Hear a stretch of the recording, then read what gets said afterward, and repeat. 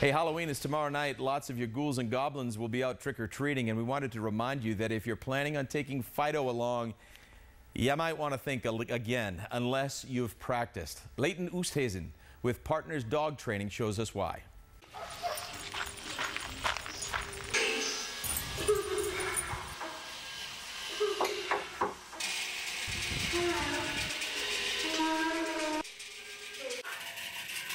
Hi, would you like some candy?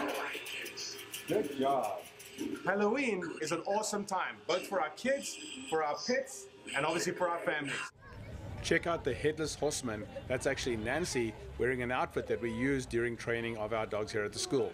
Make sure if you're heading to an event that your dog is wearing a costume that they feel comfortable in and that they're not stressing out around people or in crowds. And so today we're going to have a look at some of the training tips you can use to make sure your dog is comfortable if you're heading to an event.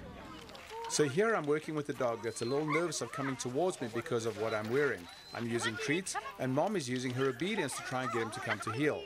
After a few minutes I'm able to bring him in closer to me. In this case I'm holding the leash, and then after a little bit more training you can see he's settled down, he's laying down next to me, and eventually I'm able to pet him without him stressing out too much. Remember, it's all about training.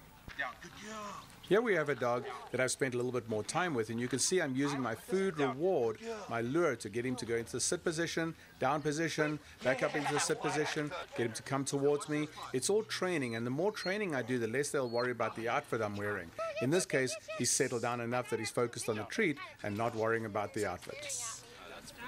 Now that we have our dogs settled down around people, let's try them out on their own, wearing their outfits, doing a sit-stay. In other words, we're still using our training, but we're teaching them to settle wearing their outfits so that we can take on the streets. So there are three things that we need to make sure that we're doing right when we're working with our dogs.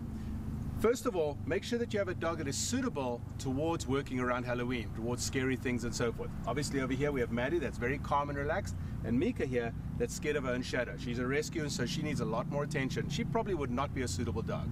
Second thing is, make sure that your dogs are on leash and safe.